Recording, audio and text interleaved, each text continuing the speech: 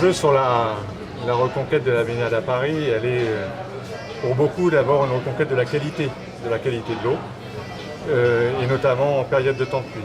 Mais nous, à la PUR, on a été amené à travailler sur un autre sujet qui est celui de l'identification des lieux potentiels, et notamment sous l'angle de leur accessibilité pour le plus grand nombre, de l'ensoleillement, des épaisseurs de berge, et puis aussi sur le rapport à la partie naviguée de la Seine, l'épaisseur du chenal navigable et la distance qu'on peut avoir par rapport à ce chenal.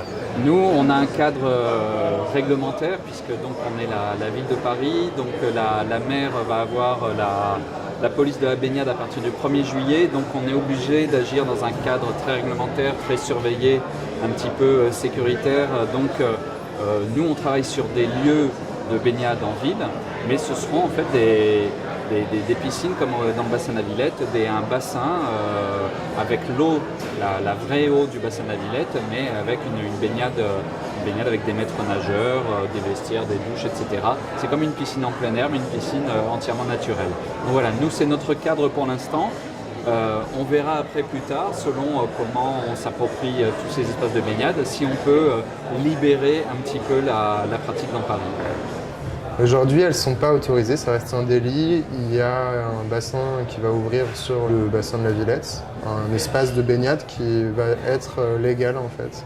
Aujourd'hui, la baignade est encore interdite dans la Seine et dans le canal, et pour qu'elle soit, que ce soit un espace baignable, il faudrait qu'on remplisse tout un tas de normes, notamment de sécurité, d'hygiène, etc., auxquelles la ville travaille dans l'objectif de Paris 2024. Je crois qu'aujourd'hui, il y en a un qui est énorme, qui va faire l'objet du débat de ce soir, je pense aussi, c'est une très grande volonté de reconquérir l'accès à l'eau. Donc il y a des baignades non autorisées qui existent. Il y a aussi tout un volant aujourd'hui de reconquête autorisée, notamment avec les baignades qui ont eu lieu dans le bassin de la Villette. Donc ça, c'est très important. Donc il y a ce rapport, je dirais, très immédiat et très attendu du rapport à l'eau, comme ça, de contact qu'on peut retrouver. Mais nous, dans ce qu'on a aussi cherché à montrer, une des reconquêtes, elle peut être plus éloignée de l'eau elle-même, mais elle peut conduire aussi à ce que chacun fasse en sorte qu'il y ait moins d'eau polluée qui arrive, notamment dans la Seine, puisque là on parle de la reconquête à Paris, et donc en étant un peu des acteurs d'une gestion locale de l'eau de pluie, parce que c'est l'eau de pluie qui dérègle le plus la qualité de l'eau en Seine. Donc la désimperméabilisation par chacun, partout, peut être très utile aussi, même si on n'est pas au bord de l'eau immédiatement. C'est un gros enjeu. Alors très important. Je pense à nos jeunes camarades du laboratoire des baignades urbaines expérimentales. Ils nous ont beaucoup aidés avec d'autres personnes comme le Paris Swim ou la Fédération française de natation. Ils nous ont beaucoup aidés à dire que c'était possible, qu'on peut aller se baigner en ville, qu'on peut se réapproprier cet espace. Alors eux, avec leur baignade pirate, et Paris Swim ou la Fédération française de natation par l'organisation d'épreuves en ville. Et après, à nous de démontrer à l'Agence régionale de santé que la qualité de l'eau est bonne et suffisante pour se baigner en ville. Déjà, prendre conscience qu'effectivement cet espace aquatique leur appartient et vraiment l'utiliser, aller se baigner, à se poser les questions de savoir si on peut le faire, à le faire. Prendre conscience en fait que cet espace-là c'est un espace public et que c'est un lieu commun et qu'ils ont le droit d'y faire des choses et qu'ils ont presque le devoir d'y mener des initiatives. Donc c'est par là qu'en fait ces citoyens vont devoir réussir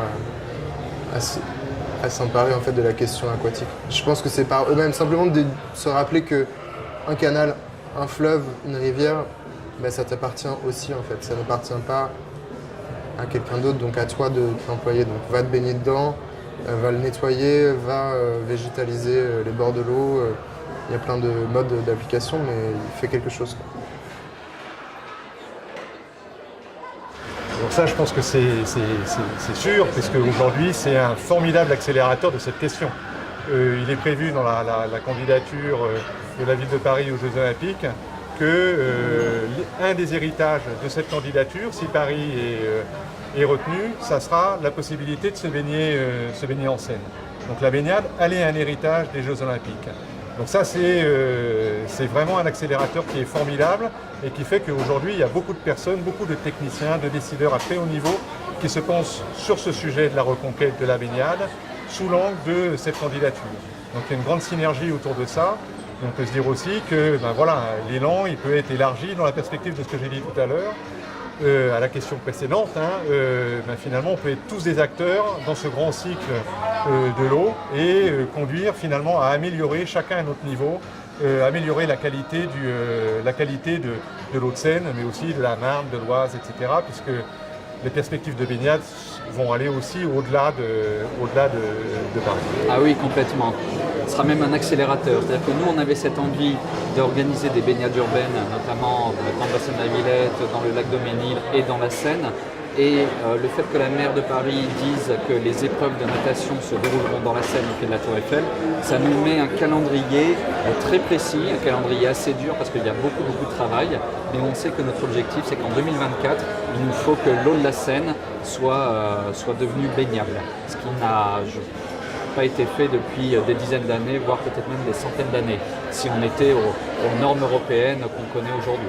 On espère, après on a vu que ça arrivait avant, donc on est un peu content qu'il n'y ait pas uniquement les Jeux Olympiques qui aient déclenché, si tu veux, toute la réflexion autour de ça. Ça a été un énorme accélérateur et je pense que c'est à terme des travaux qui seraient véritablement engagés. Je doute aujourd'hui que la baignade dans la Seine soit envisagée si on n'avait pas les JO par exemple. Alors que pour autant, on a commencé à mener les études, on sait ce qu'il faut faire, on connaît tous les acteurs, les discussions sont en cours. Mais si on nous coupe l'herbe sous le pied des JO, est-ce que ça va être poursuivi? Est-ce qu'il n'y a pas autre chose? Je ne sais pas, on voit qu'il y a des enjeux environnementaux qui sont beaucoup plus importants. Donc c'est possible que... Oui, donc nécessairement, ça contribue déjà en fait. Et ça contribuera encore plus parce que en termes d'image, pour le monde entier, en fait, c'est déjà un message incroyable de pouvoir des nageurs nager à côté de la Tour Eiffel. Je sais pas si on ne se rend pas compte en fait du pouvoir de cette image-là, quoi.